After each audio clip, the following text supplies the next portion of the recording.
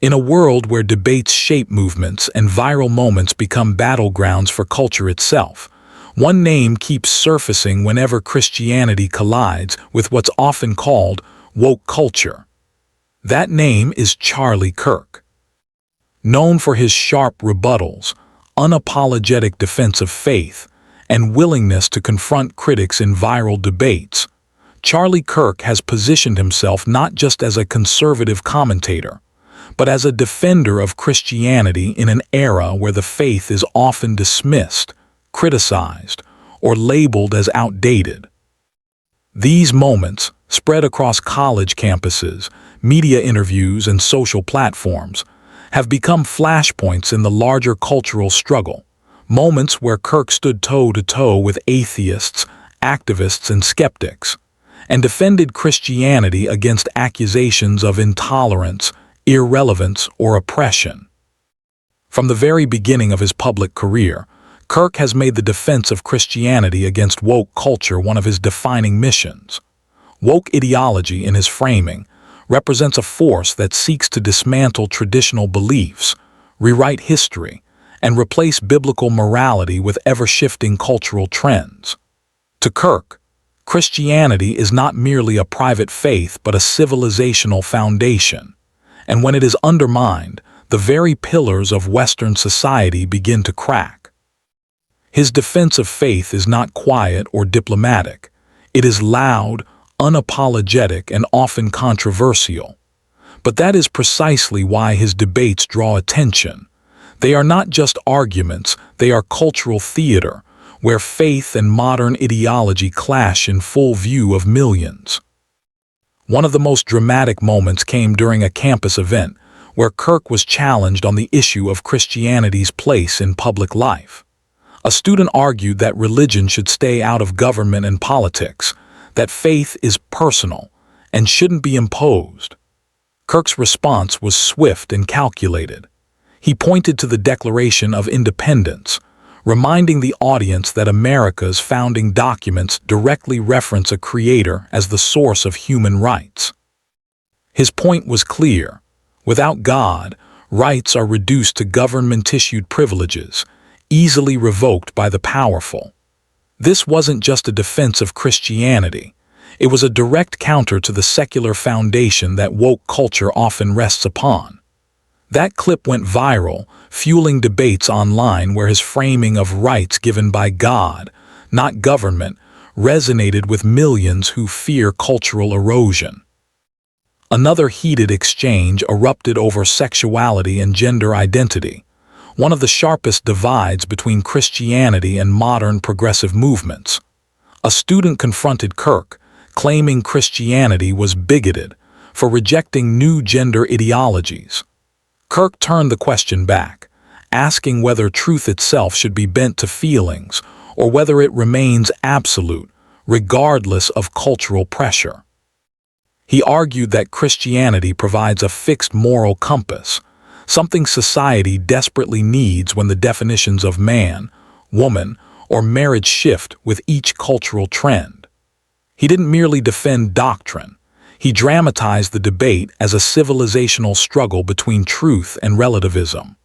This approach struck a chord with his supporters, who saw him as not just debating a student, but drawing a line in the sand for an entire generation.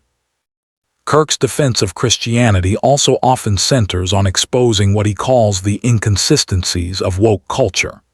In one viral Q&A, a critic asked why Christianity should be trusted, given the history of religious wars and oppression.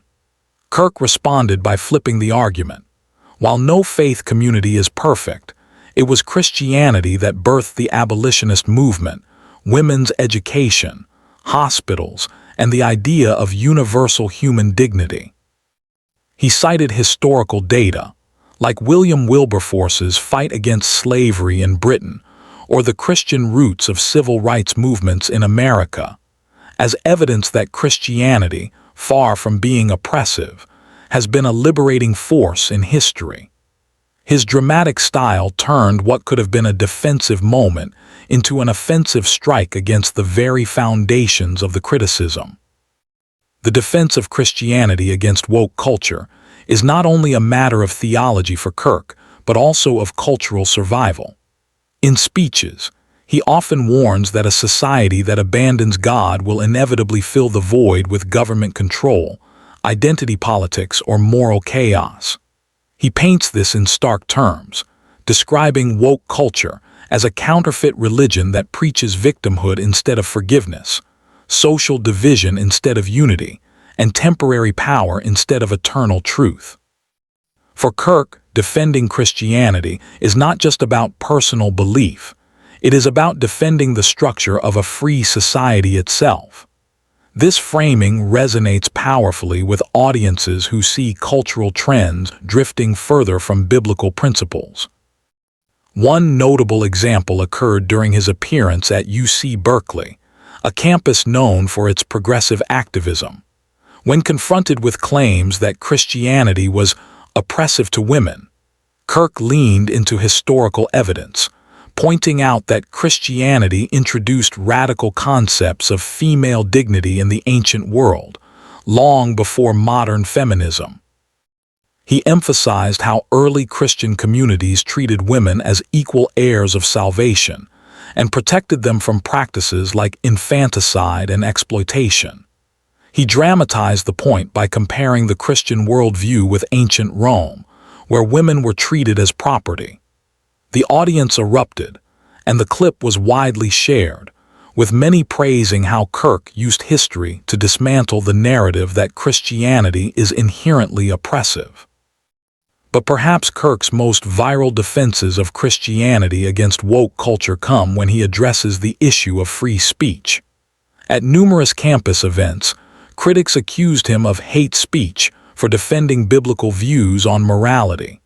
Instead of backing down, Kirk often pivots, asking why woke culture, which prides itself on tolerance, cannot tolerate disagreement. He frames Christianity as a faith that invites debate, questions, and even opposition, while woke ideology, in his words, seeks to silence dissent through cancel culture. This clash between open dialogue and enforced conformity becomes one of his most dramatic talking points, resonating deeply in an age where deplatforming and censorship dominate headlines. Throughout these encounters, Kirk employs a style that is part lawyer, part preacher, and part provocateur. He thrives on the tension of the moment, allowing the conflict to escalate just enough to capture attention, then delivering a line that can stand alone as a viral clip. Phrases like "without God, freedom collapses," or "Christianity built the civilization you now take for granted," are not just arguments. They are sound bites engineered for cultural warfare. This deliberate dramatization has made Kirk's defense of Christianity one of the most shared, debated, and dissected features of the modern culture wars. Yet beyond the viral moments, there is data backing Kirk's concerns. Surveys from Pew Research show a steady decline in religious affiliation among younger generations, with nones, those with no religion, rising rapidly. At the same time, support for progressive ideologies on gender and identity issues has increased. Kirk connects these dots, warning that as faith declines, cultural instability rises. He cites statistics on mental health crises, loneliness, and family breakdown, arguing that the rejection of Christianity's moral framework is not leading to liberation, but to despair. This appeal to data gives his arguments weight beyond rhetoric, framing them as both moral and practical defenses of faith. Even critics admit that Kirk's ability to reframe questions into cultural battles is effective. Where others might see a question about doctrine, Kirk sees a larger narrative: Christianity versus relativism, timeless truth versus fashionable ideology, faith versus woke culture. This ability to elevate every debate into a clash of civilizations is what makes his defense dramatic, and it explains why his clips continue to circulate across TikTok, YouTube, and X. His supporters rally behind his courage, while his opponents amplify his arguments through critique, ensuring that his defense of Christianity continues to spread, whether praised or condemned. In sum, the times Charlie Kirk defended Christianity against woke culture have not only defined his career, but have also become symbolic of a larger struggle. They are not just isolated debates but cultural moments, captured on video and replayed millions of times, where Christianity is put on trial in the court of public opinion, and Kirk plays the role of defense attorney. Whether on campuses, in interviews, or on massive social platforms, these confrontations dramatize the tension between tradition and progressivism, between faith and ideology, between what is eternal and what is fleeting. And in each case, Kirk insists that Christianity is not a relic of the past. It is the foundation of freedom, dignity, and truth in the present. At a time when faith is increasingly pushed to the margins and woke culture dominates institutions, Kirk's dramatic defenses stand as a reminder that the debate is far from over. The battle lines are drawn, and every viral moment is another round in the cultural war for the soul of the next generation.